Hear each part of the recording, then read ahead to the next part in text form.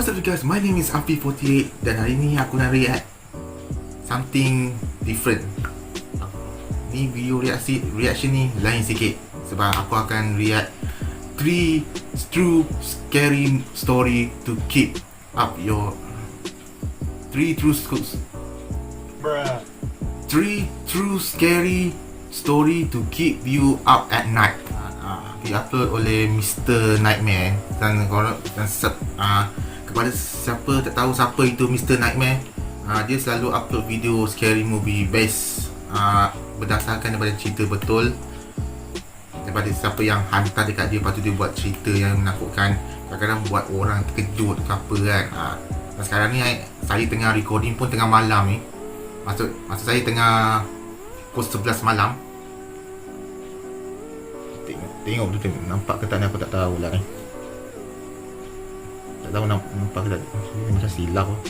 Okay guys, hopefully this is interesting video and scary story. Kakak aku akan tidur lena malam ni. Without being said, link the description is down below. Dan without any further ado, let's begin.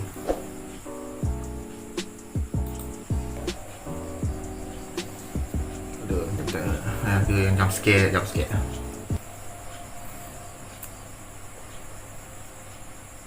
My friend Keith has an uncle with dementia. Long story short, his uncle usually lives with his grandma, but she was in Florida with some church group for the week, and Keith was going on a business trip, so while he was gone, he hired me to house sit. This included watching after and taking care of his uncle. I call him Uncle. Keith would only be gone for 2 days. On the first day of my house sitting, I mostly just hung out in the backyard reading and tanning, or in the living room watching TV. I cooked twice. Each time I made extra food for Uncle Nick, but I never saw him come out of his room upstairs. I went up to knock on his door lightly and tell him I made food. I heard a grunting noise on the other side of the door. I assumed that was his way of acknowledging me. I never actually met his uncle. Oddly enough, we weren't introduced when Keith hired me for this little job. Uncle Nick was fully aware of my being there, at least that's what Keith said. He never left his room to eat while I was in the living room, so I went up to Keith's spare room for the night. I left the door cracked open so I could listen, and I eventually heard a door down the hall opening and unsettlingly quick and heavy footsteps moving down the hall and down the stairs. Run away, man. Footsteps rush back up the stairs and back to the room, and the door slammed shut. It was honestly a little unnerving.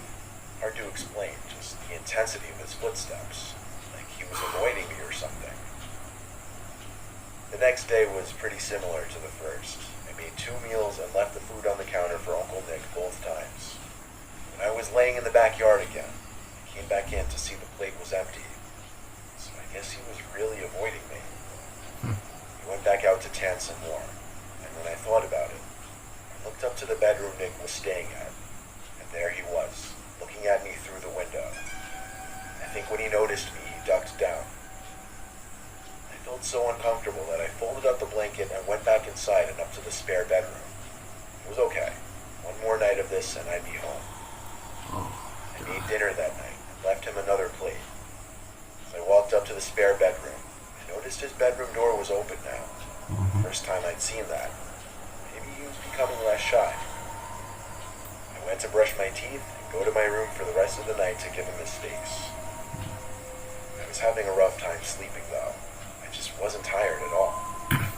While laying there in the dark, I heard a short creaking sound coming from inside the room. Oh no. Over the noise of the fan. No. I sat up and looked around, still able to slightly see in the dark room. I didn't see anything. More specifically, I didn't see Uncle Nick. I was getting paranoid, honestly. Why was I becoming so creeped out by him? I lay back down on my side, facing the wall next to the bed. I ignored the little sounds I thought I was hearing in my head for the most part. But when I heard a very faint groan, I sat up and turned off the fan to listen. I heard breathing. I turned to the far right side of the room by the desk, and there he was. Whoa. Sitting on the desk chair, turned to me. I screamed in fear.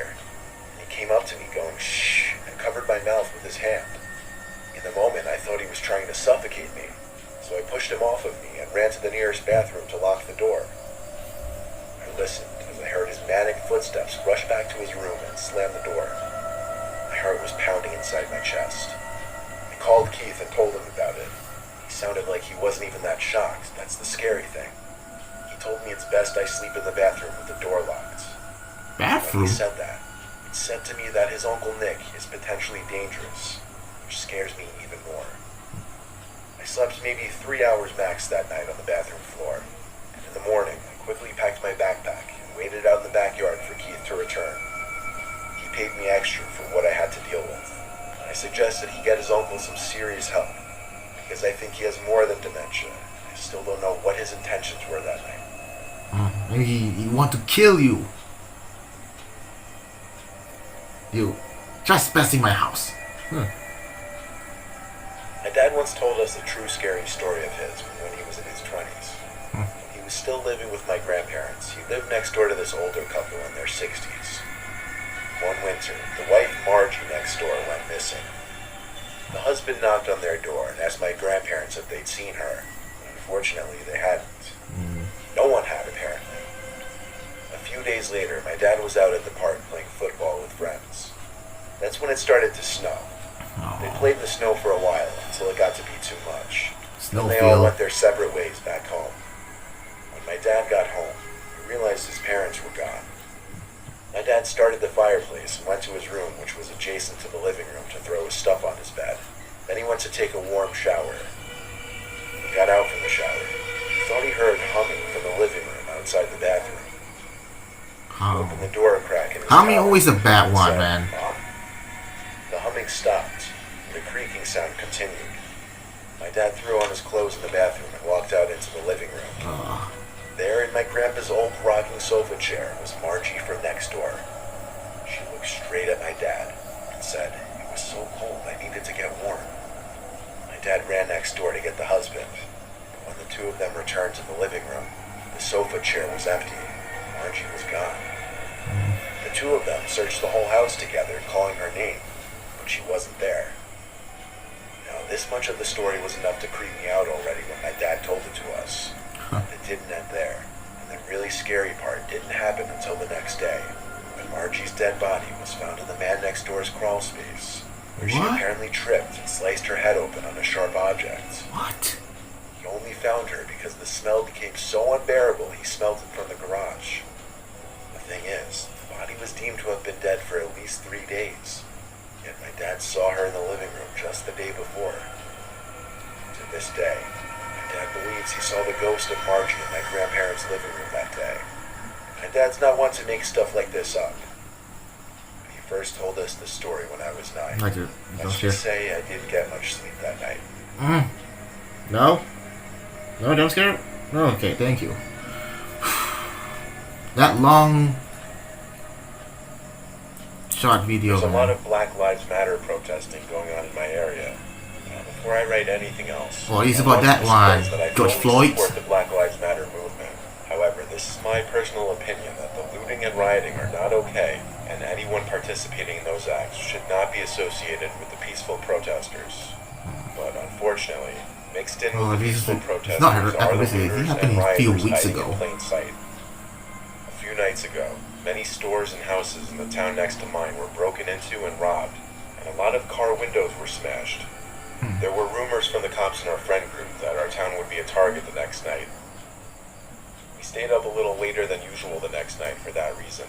While watching a movie together as a family, we had to mute the TV when we heard yells from outside.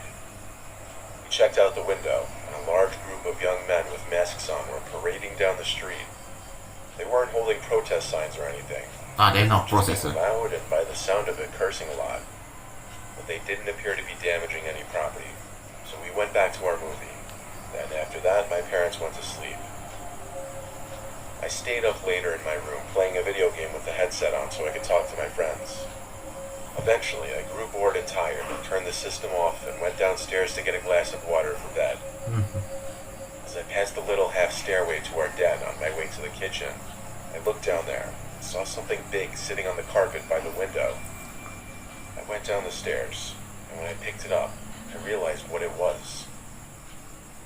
the glass of the window broken, but all taped up as if to make the glass shattering easier or quieter. I ran to my parents' room to get my dad.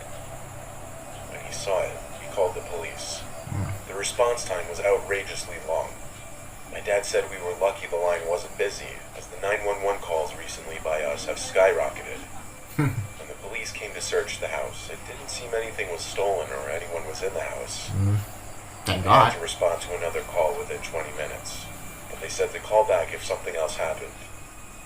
My dad and I opted to sleep in the den for the rest of the night to prevent anything else from happening, so my mom went back upstairs. It's still number 3, Time man. rolled on It's gonna be a long slowly, story. but eventually I think my dad fell asleep. A large rift of wind hit me in the face through the opening where glass used to be, causing me to open my eyes and look at the window. What? No one was out there, but for some reason I thought I heard something come from upstairs.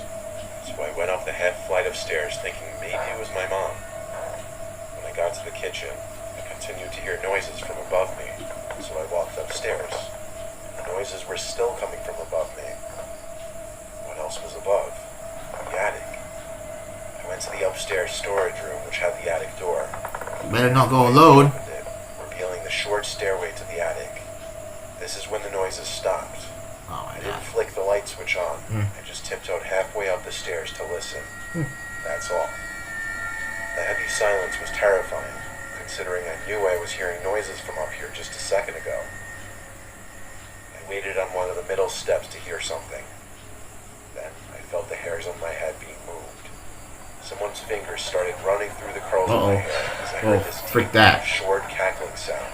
I let out a cry for help from my dad, as all the confidence immediately left my body and I was overcome with horror. I ran out from the attic to meet my dad halfway down at the kitchen.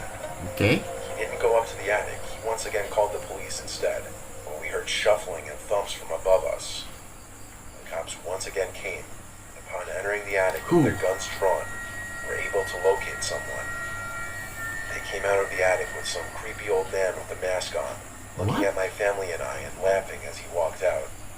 When the cops asked him in the back of the car what he was planning on doing, he simply admitted right away that he's seen all the looting going on the news, that he wanted to join in on the fun. What? He made his way to our attic because he said that's where people store their most valuable possessions. Based on the way the man spoke and acted in general, you could tell he was certifiably insane. Yeah, He told he's the cops that insane. he was Dia orang alone. gila pun. Oddly enough, he answered all their questions no problem. But once again, this guy clearly had some screws loose or missing entirely. Feeling him brush his hand through my hair like that will probably haunt me for a long time, maybe even life. And one thing is for sure, No, I don't don't skip, feel please. safe going in that attic anymore. Okay.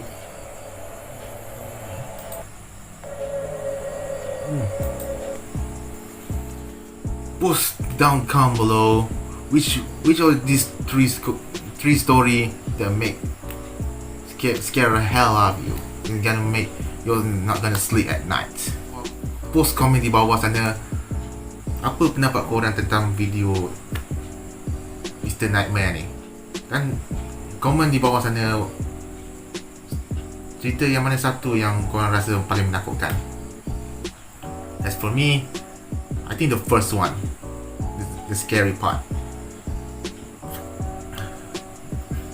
I ranking 1, 3, 2. 2 is not even that scary. Just tell a story about found bodies, some female body under a house. Just tell a story, but it's not his father itself experienced that. No. The first one. Oh my god. I thought the jump scare happened again. That's why it comes like this. Sebab tu aku kampung macam ni tau. Okay, with that being said, make sure you subscribe Mr. Nightmare to make a lot of scary story. If you want to experience a scary story, the original video down description down below. And until then, I'll see you in the next video. Bye bye.